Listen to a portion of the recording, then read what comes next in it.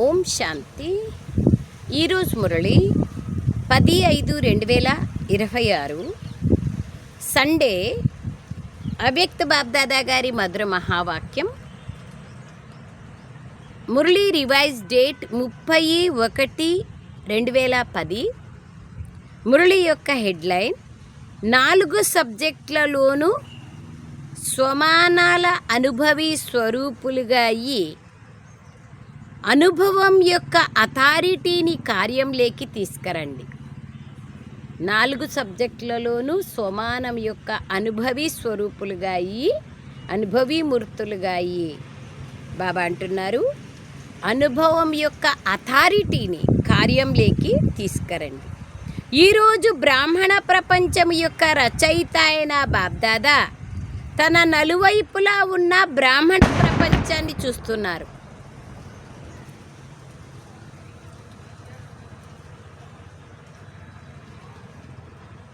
ఈరోజు బ్రాహ్మణ ప్రపంచం యొక్క రచయిత అయిన బాబ్దాదా తమ నలువైపులా ఉన్న బ్రాహ్మణ పిల్లల బ్రాహ్మణ ప్రపంచాన్ని చూస్తున్నారు. బ్రాహ్మణులు ప్రతి ఒక్కరూ పూర్తి ప్రపంచంలోనే విశేషమైన ఆత్మలు. కోట్లల్లో కొద్దిమంది, ఎందుకంటే సాధారణ తనువులో వచ్చిన తండ్రిని ఏ కొద్ది మందో గుర్తిస్తారు. బాబ్దాదా కూడా హృదయంలో ఇమిడిపోయిన పిల్లలకు హృదయ ప్రేమను ఇస్తున్నారు. హృదయపూర్వకంగా హృదయం యొక్క ప్రేమనిస్తున్నారు. పిల్లలు ప్రతి ఒక్కరూ తమని తాము తండ్రికి ప్రియమైన వారిగా, హృదయంలో తండ్రిని ఇముడ్చుకున్న వారిగా అనుభవం చేస్తున్నారు. బాబా ఏ విధంగా మనల్ని తన హృదయంలో ఇముడ్చుకున్నారో మరియు హృదయపూర్వక ప్రేమను మనకిస్తున్నారో, అలాగే మనమందరం పిల్లలు కూడా బాబాని మన హృదయంలో ఇముడ్చుకొని బాబాకు కూడా మనము ప్రియమైన అభినందనలు లేదా హృదయపూర్వక ప్రేమనిస్తున్నాము. బాబాకైతే పిల్లలు ప్రతి ఒక్కరూ అతి ప్రియమైన వారే, సర్వులకు ప్రియమైన వారు. బాబాకు ప్రియమైన వారు, సర్వులకు ప్రియమైన వారు. పిల్లలైన మీరందరూ సర్వాత్మల ముందు ఛాలెంజ్ ఏం చేస్తారంటే, మేము యోగి జీవితం కలవారము అని. కేవలం యోగం జోడించే వారము కాదు, యోగి జీవితం కలిగిన వాళ్ళం. జీవితం అంటే 2-4 గంటలకు మాత్రం ఉండేది కాదు. జీవితం అంటే సదాకాలం ఉంటుంది.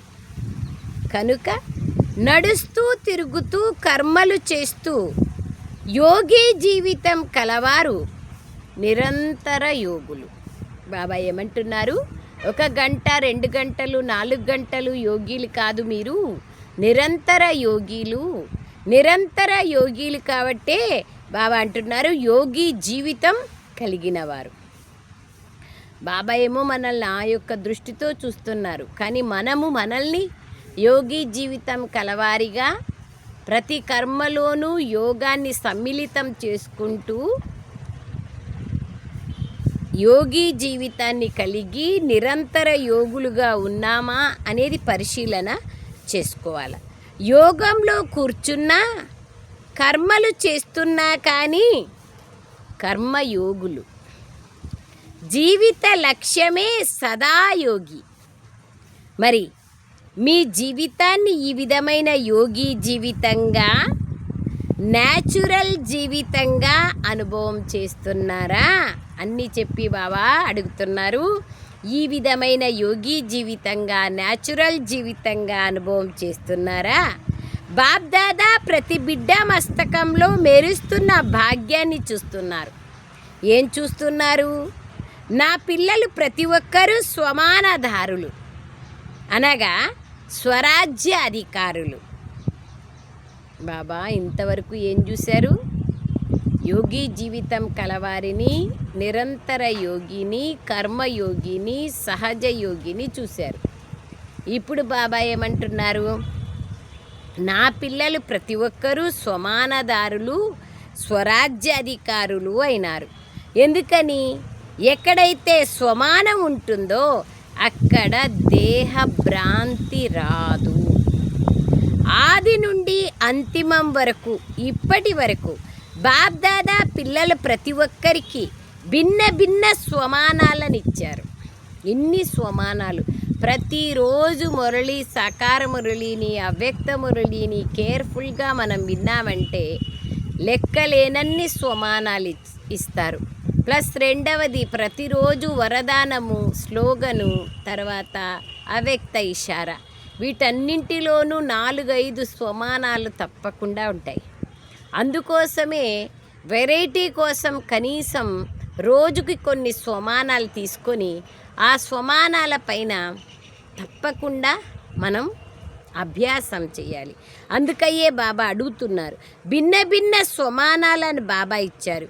ఒకవేళ ఇప్పుడైనా స్వమానాలను గుర్తుకు తెచ్చుకుంటూ ఒక్కొక్క స్వమాన మాలను తిప్పుతూ ఉంటే అనేక స్వమానాల స్వరూపులుగా అయ్యి స్వమానంలో లవలీనమైపోతారు. అది ఒకటే స్వమానము అంటే బాబా అంటారు దానిపైన ఎక్స్పీరియన్స్ కావాలి. ఒక్కొక్కసారి ఎక్స్పీరియన్స్ కాకపోయేసరికి ఒకటే స్వమానంలో ఉండాలంటే బోర్ అనిపిస్తుంది. అందుకయ్యే బాబా వాళ్ళు ఏమంటున్నారంటే అనేక స్వమానాల మాలను తిప్పుతూ ఉండండి. అప్పుడు మీకు రమణీకంగా అనిపిస్తుంది, యోగి జీవితం అనిపిస్తుంది, అనుభవం కూడా పెరుగుతుంది అంటున్నారు. స్వమానంలో లవలీనమైపోతారు. కానీ బాబ్దాదాకు పిల్లల్లోని ఒక్క విషయం ఇప్పటికీ నచ్చడం లేదు. అది ఏమిటో తెలుసా? స్వమానంలో స్థితి అవ్వడం అనేది మాకు అప్పుడప్పుడు కష్టం అనిపిస్తుంది. స్వమానంలో కష్టం ఏముంది, కానీ ఆ స్వరూపంలో ఉండడం కష్టం. ఆ స్వరూపంలో పదే పదే స్మృతి చేస్తే అప్పుడు అనుభవం అనేది పెరుగుతుంది, అప్పుడు సహజమవుతుంది. ప్రయత్నం చేయకపోతే కష్టమే. స్థితి అవ్వాలని ఉంటుంది, కానీ అప్పుడప్పుడు కష్టమవుతుంది అని ఏ బిడ్డ అయినా అన్నప్పుడు సర్వశక్తివంతుడైన తండ్రి పిల్లల కష్టాన్ని చూడలేరు. ఎంత బాగా చెప్తున్నారు చూడండి బాబా. నేను మీకు స్వమానాన్ని ఇస్తున్నాను. ఇప్పుడు పద్మశ్రీ, పద్మభూషణ్, పద్మవిభూషణ్ అవార్డ్స్ ఇస్తారు కదా. ఇచ్చినప్పుడు రాష్ట్రపతి అనేక ఆ గ్రూప్ ఉంటారు, వాళ్ళంతా చెక్ చేసి సెట్ చేసి ఇస్తారు వీళ్ళు అర్హులా కాదా అని. తెలుసుకున్న తర్వాత అది ఇచ్చిన తర్వాత ఎంత వాళ్ళు చాలా నషాగా షాన్టాన్గా అనుభవం చేస్తారు. మాకు పద్మవిభూషణ్ దొరికింది, పద్మశ్రీ దొరికింది అని. అట్లాగే బాబా అంటున్నారు, నేను మీకు స్వమానం ఇచ్చినప్పుడు మీరు ఆ స్వమానాల యొక్క అనుభవంలో ఎందుకుండరు, ఎందుకు మీకు కష్టం అనిపిస్తుంది అంటున్నారు బాబా వాళ్ళు.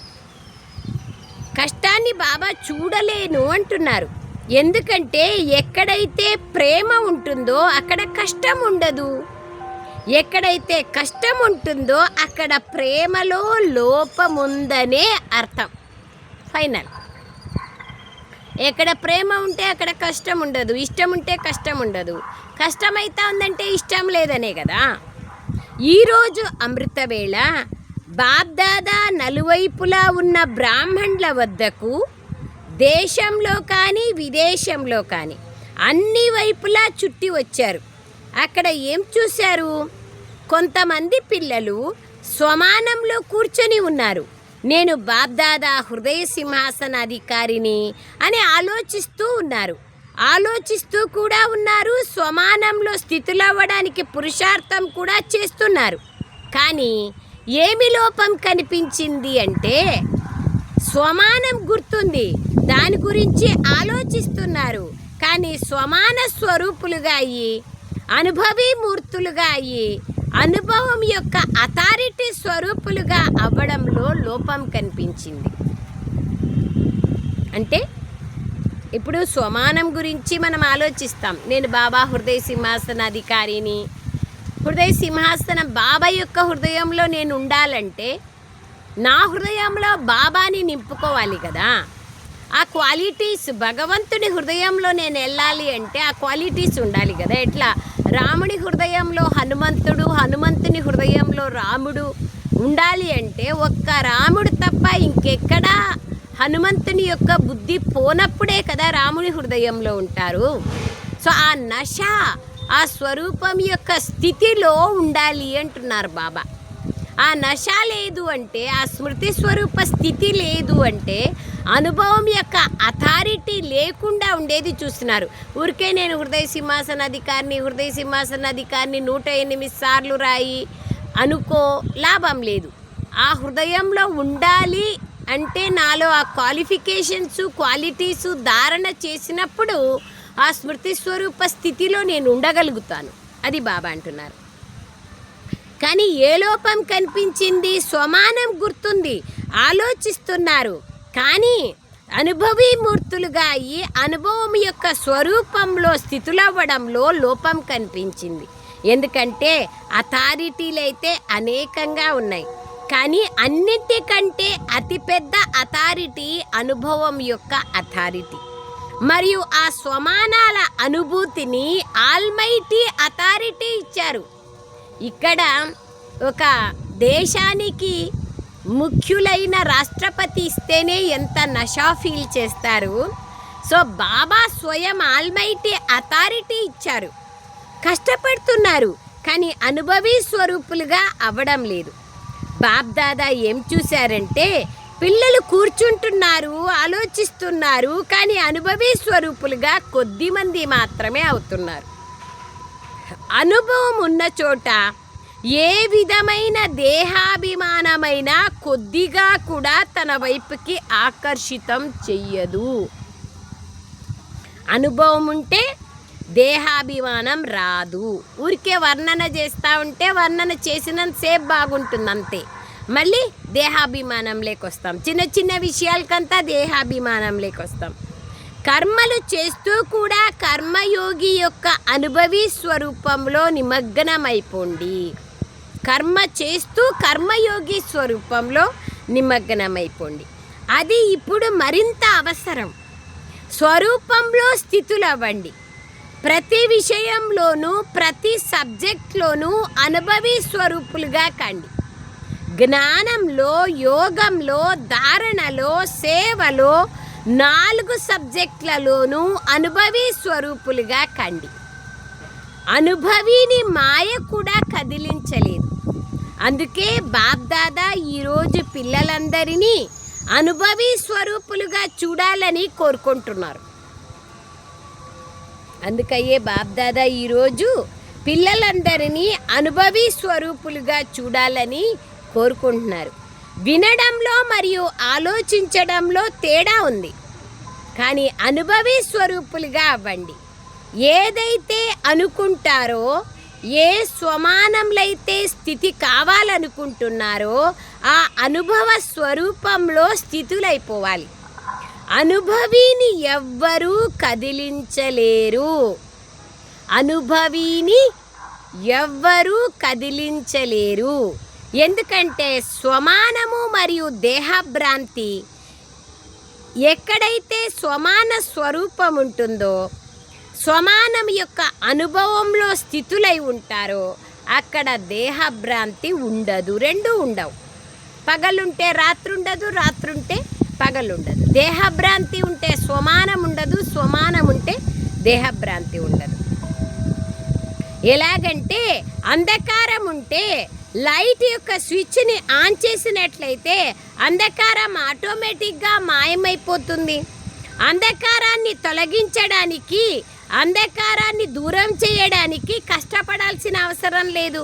అలాగే స్వమానం అనే సీటు పైన అనుభవం అనే స్విచ్ ఆన్ చేసినట్లయితే ఏ విధమైన దేహభ్రాంతి రాదు. భిన్న భిన్న రకాల దేహభ్రాంతులు ఉన్నాయి. భిన్న భిన్న రకాల స్వమానాలు కూడా బాబా ఇచ్చారు.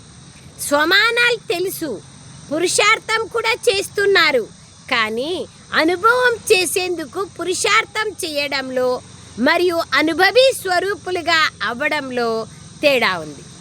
అంటే దానికి ఒక చిన్న ఎగ్జాంపుల్ ఏమంటే, ఇప్పుడు గులాబ్ జామున్ తీయగా ఉంటుంది, గులాబ్ జామున్ తీయగా ఉంటుంది, గులాబ్ జామున్ తీయగా ఉంటుంది. ఇది నేను తెలుసుకున్నాను, తర్వాత దాన్ని స్మరణ చేస్తున్నాను. కానీ గులాబ్ జామున్ ప్యాకెట్ కొనలేదు, తర్వాత షుగర్ తీసుకురాలేదు. పోనీ షుగర్ తెచ్చినా, గులాబ్ జామున్ ప్యాకెట్ తెచ్చినా, తర్వాత దాన్ని చాసని చేసేకి రాలేదు, సరిగ్గా విధి రాలేదు.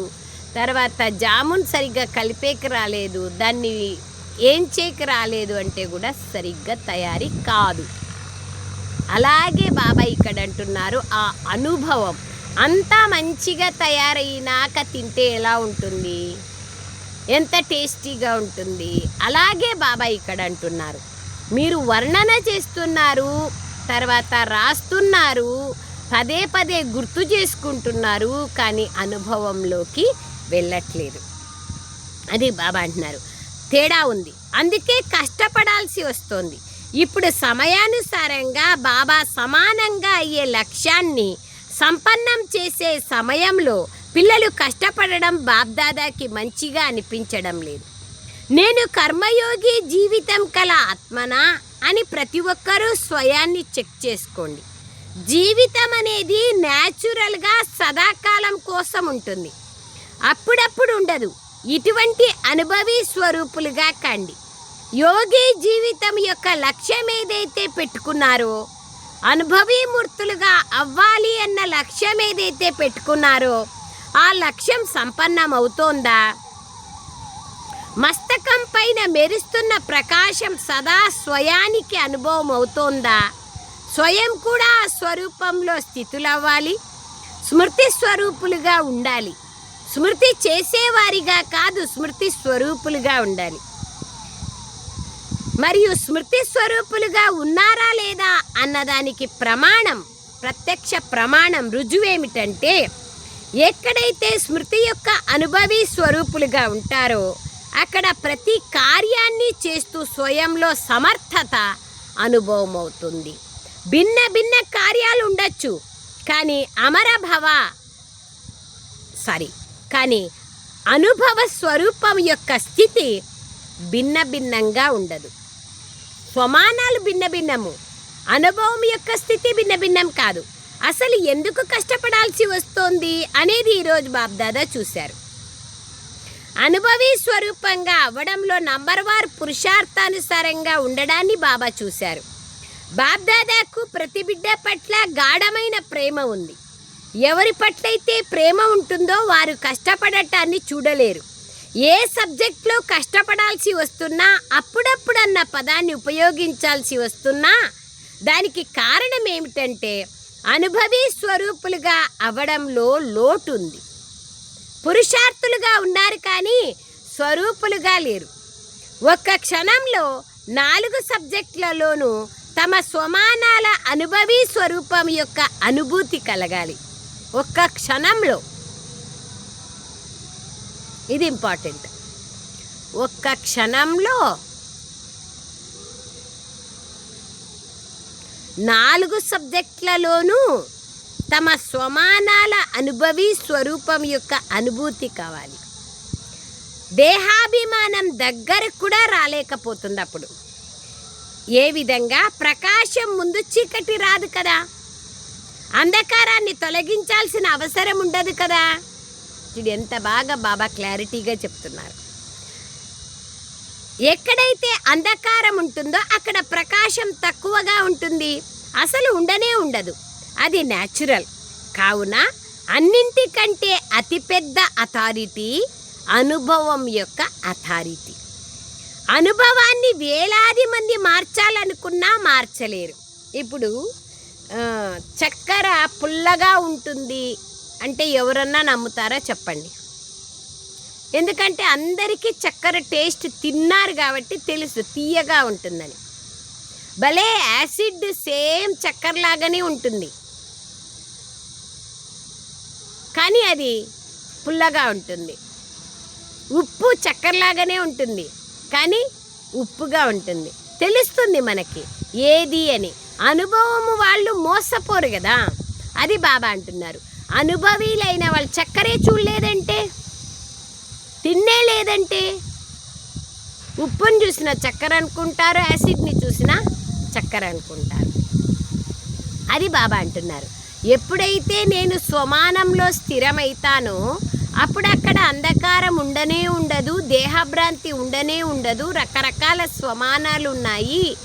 అనుభవి ఆత్మను ఎవ్వరూ ఏమీ చెయ్యలేరు. ఎలాంటి పరిస్థితి, ఏది వేలాది మంది మార్చాలనుకున్నా వాళ్ళు మారరు.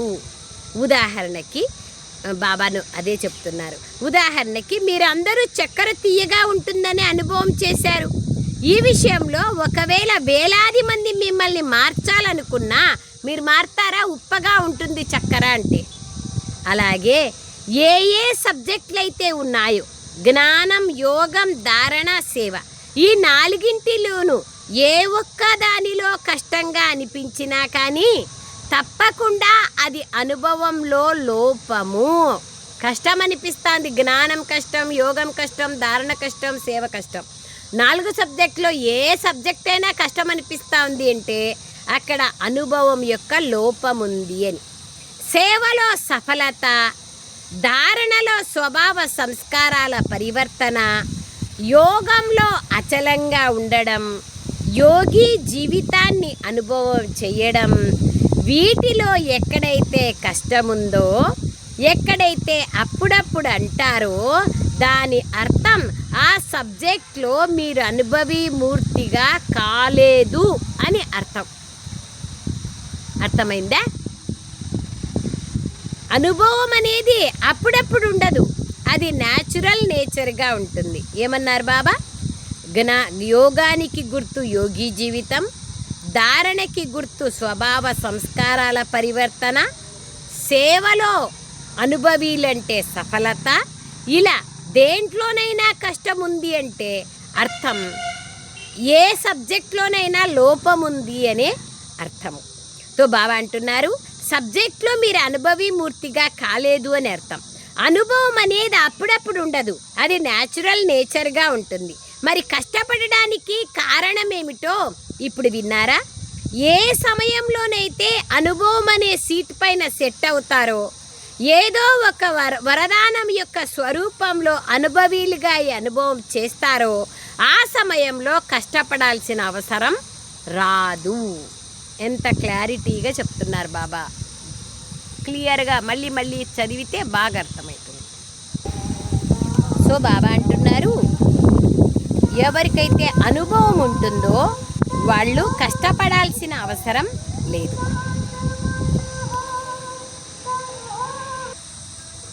బాబా అంటున్నారు, న్యాచురల్ అనుభూతి కలుగుతుంది. అందుకే ఇప్పుడు సమయానుసారంగా అన్నీ అకస్మాత్తుగా జరగాల్సి ఉన్నాయి. ఏది చెప్పి జరగదు. ఎలాగైతే ఇప్పుడు ప్రకృతిలో అన్నీ ఆకస్మిక ఆటలే జరుగుతున్నాయో ఇప్పుడు అది ప్రారంభమైపోయింది. కొత్త కొత్త విషయాలు అకస్మాత్తుగా జరుగుతున్నాయి. ఉదాహరణకు భూకంపం వచ్చింది, కొద్ది సమయంలోనే లక్షలాది మంది ఆత్మలు వెళ్ళిపోయారు. రేపు మేము ఉంటామా లేదా అని వారికి తెలిసిందా? అలాగే అనేక ప్రమాదాలు భిన్న భిన్న స్థానాల్లో అకస్మాత్తుగా జరగడం ప్రారంభమవుతుంది.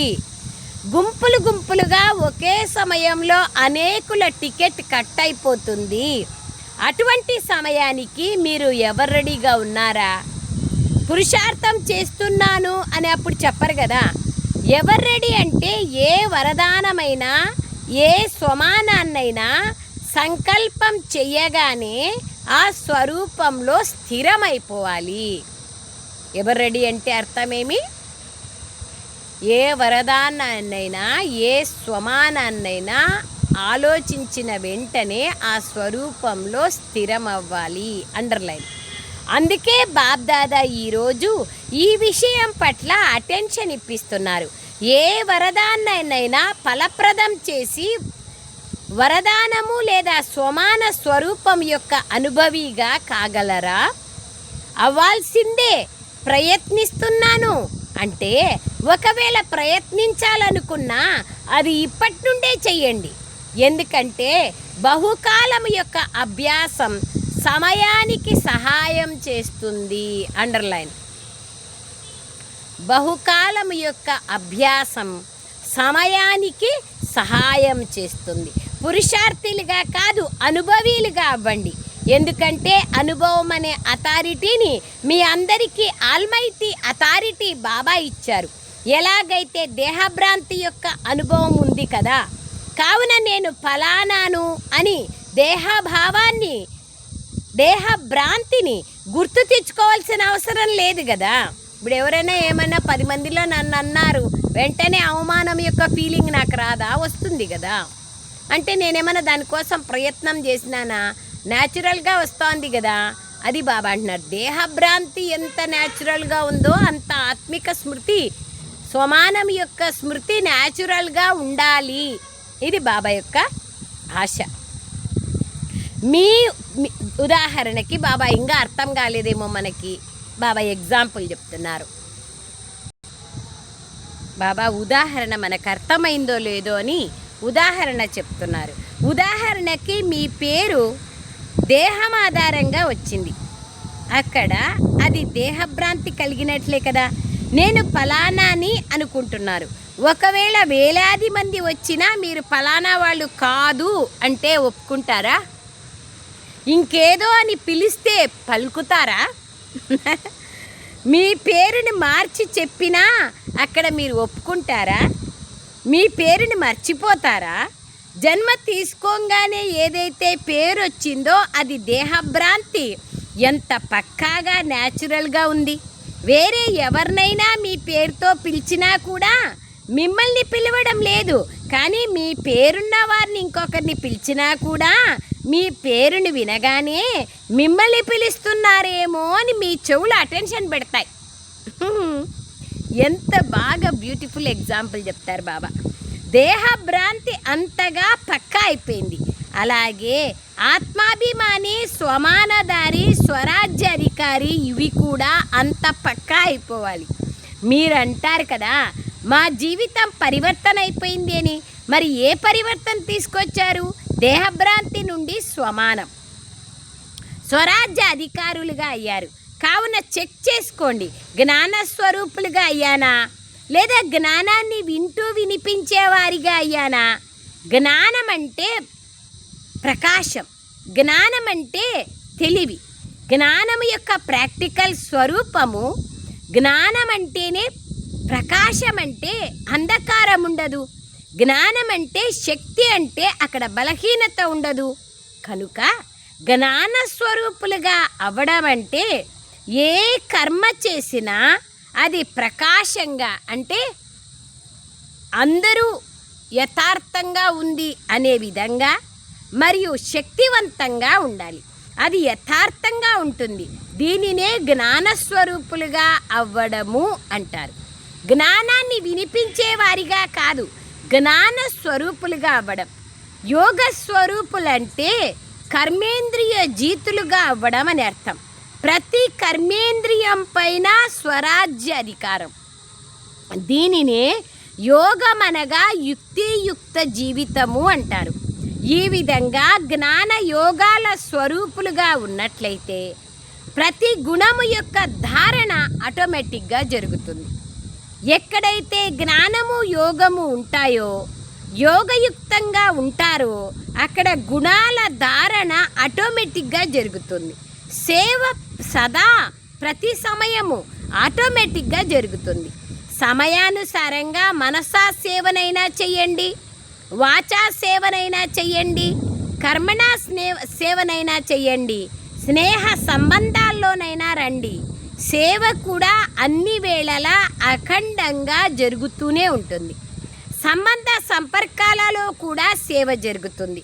ఉదాహరణకి మీ బ్రాహ్మణ పరివారంలో సోదరి లేదా సోదరుడు నిరాశతో ఉన్నారనుకోండి, పురుషార్థంలో కాస్త డల్గా ఉన్నారనుకోండి, ఏదైనా సంస్కారానికి వశమై ఉన్నారనుకోండి, సంపర్కంలో ఉన్న అటువంటి ఆత్మకు మీరు ఉల్లాస ఉత్సాహాలను అందించారంటే, సహయోగాన్ని అందించారంటే, స్నేహాన్ని అందించారంటే మీ సేవలో పుణ్యము ఖాతా జమ అయినట్లే. ఎంత క్లారిటీగా సేవ అంటే ఏమిటి అనేది చెప్తున్నారు బాబా. పడిపోయిన వారిని లేపడాన్ని పుణ్యం అంటారు. కనుక సంబంధ సంపర్కాలలో కూడా సేవ చెయ్యడమే సత్యమైన సేవాదారుల కర్తవ్యం. సంబంధ సంపర్కాలలో కూడా సేవ చెయ్యడమే సేవాదారుల కర్తవ్యం. సేవ లభించినప్పుడు లేక సేవ ఇవ్వడం జరిగినప్పుడు అదే సేవ అనుకోకండి. ఎప్పుడూ నిరంతరము సేవలో ఉండాలి.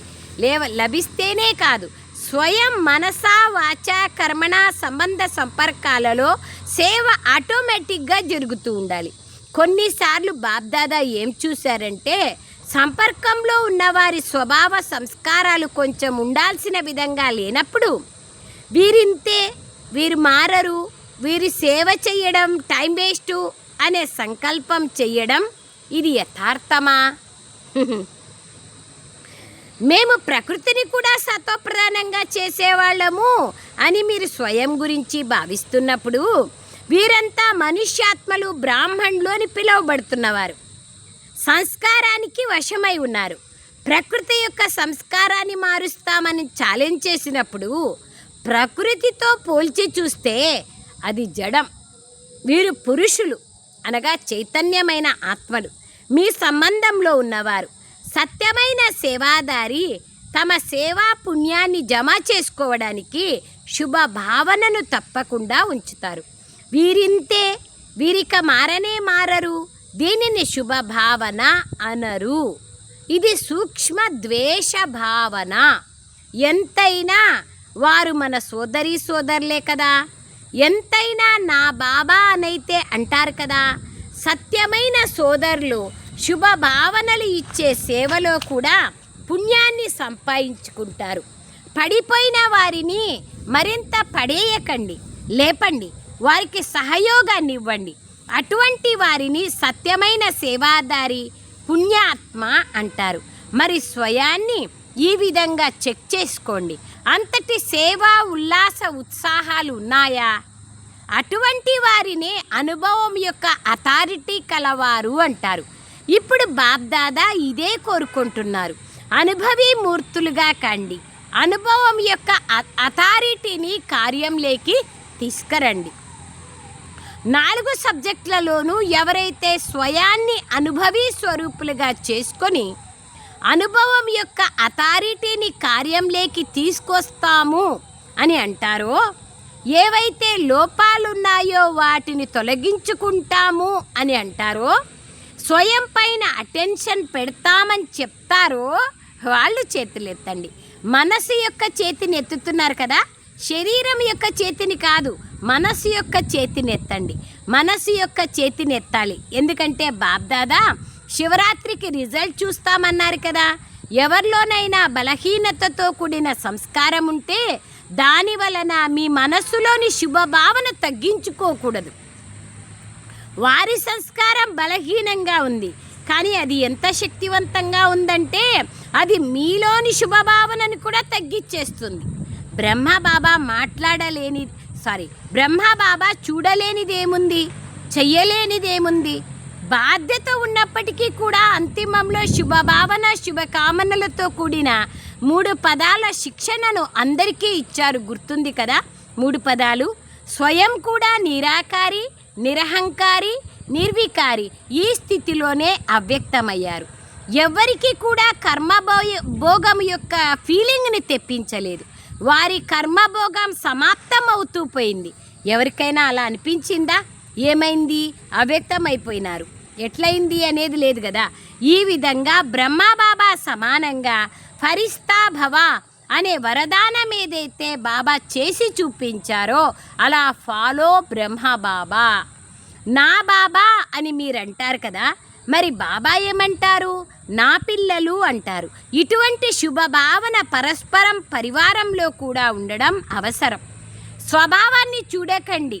భావస్వభావాలు ఉన్నాయని బాబాకు తెలుసు, కానీ భావస్వభావాలు ప్రేమను సమాప్తం చెయ్యకూడదు, సంబంధాలను సమాప్తం చెయ్యకూడదు, కార్యాన్ని తక్కువ సఫలం చెయ్యకూడదు. అది రైట్ కాదు. ఇది పరివారం. ఏ పరివారం? ప్రభు పరివారం, పరమాత్మ పరివారం. ఏ కారణం చేతనైనా ఇందులో ప్రేమ తగ్గకూడదు. ప్రేమ అనగా శుభభావన. తప్పకుండా ఉండాలి. ఎటువంటి వారైనా కానీ వారు పరమాత్ముని పరివారం. నేను ప్రభు పరివారానికి చెందిన వాడిని అని భావించినప్పుడు మరి పరివారం అనగా ప్రేమ. ఒకవేళ పరివారంలో ప్రేమ లేకపోతే పరివారమే లేనట్లు. ఈ పరమాత్మ పరివారం ఒక్క సమయంలోనే ఈ సంగమ యుగంలోనే దొరుకుతుంది. ఇంత పెద్ద పరివారం పరమాత్మునికి తప్ప మరెవ్వరికీ ఉండదు. కావున చెక్ చేసుకోండి. ఎందుకంటే ఇది కూడా పురుషార్థంలో విఘ్నంగా అవుతుంది. విఘ్నముక్తులుగా అయినప్పుడే అనుభవీలుగా అయ్యి అనుభవం యొక్క అథారిటీ ద్వారా అందరినీ అనుభవీలుగా చేస్తారు. ఎంత పెద్ద విషయం చెప్పిరి బాబా. అచ్చా, నలువైపులా ఉన్న పిల్లలను బాబ్దాదా చూస్తూ చూస్తూ సంతోషంతో వాహ పిల్లలు వాహ్ అనే పాటను పాడతారు. పిల్లలు ప్రతి ఒక్కరి హృదయంలో బాబా ఉన్నారు. బాబా హృదయంలో పిల్లలు ఉన్నారు. ఇక్కడ ఇంతటి పరివారాన్ని మధుబన్ నివాసీలను చూసి వాహ్ మధుబన్ వాహ్ అన్న సంతోషం కూడా కలుగుతుంది. అందరి ఆశ్రయస్థానం మధుబనమే. అందుకే మధుబన్కి పరిగెత్తుకుంటూ వచ్చేస్తారు. ఇప్పుడు బాబా ఆశను త్వరగా పూర్తి చేయాలి. 4 సబ్జెక్టులలోనూ అనుభవీ స్వరూపులుగా అవ్వాల్సిందే. దేశ విదేశాల్లో నలువైపులా కూర్చొని ఉన్న పిల్లలను వారెక్కడి కూర్చొని ఉన్నా బాబ్దాదా వారిని చూస్తున్నారు. అందరూ చూస్తూ చూస్తూ ఎంతగా సంతోషిస్తున్నారు. ఈ సాధనాలు, ఈ సైన్స్ ఈ సమయంలోనే ఉన్నతిలోకి వెళ్తున్నాయి. కొత్త కొత్త ఇన్వెన్షన్స్ ప్రపంచంలో చేస్తున్నారు. మీ లాభం కోసం మంచి మంచి సాధనాలను తయారు చేస్తున్నారు. దూరంగా ఉన్నప్పటికీ తోడుగా ఉన్నారు. కనుక ఈ సాధనాలు తయారు చేసినందుకు సైన్స్ వారికి కూడా అభినందనలు. అచ్చా, దేశ విదేశాల్లోని పిల్లలందరూ చాలా హృదయపూర్వక ప్రేమను మరియు ప్రియ స్మృతులను స్వీకరించండి. మరియు విశేషంగా ఇటువంటి విశేషమైన పిల్లలకు నమస్తే. हम रूहानी बच्चों की रूहानी माता पिता बाप दादा को याद प्यार गुड मॉर्निंग और नमस्ते नमस्ते नमस्ते बाबा नमस्ते. ధన్యవాదాలు బాబా. వరదానం. జ్ఞానమనే ప్రకాశం ద్వారా పురుషార్థ మార్గాన్ని సహజంగా స్పష్టంగా చేసుకునే ఫరిస్తా స్వరూపులుగా కండి. జ్ఞానం అనే ప్రకాశం ఉండేటప్పుడు ఆటోమేటిక్గా మన పురుషార్థ మార్గం స్పష్టంగా మనకు తెలుస్తుంది. వాళ్ళే ఫరిస్తా స్వరూపులుగా కాగలుగుతారు. ఫరిస్తా జీవితంలో లైట్ మరియు మైట్ రెండూ స్పష్టంగా కనిపిస్తాయి.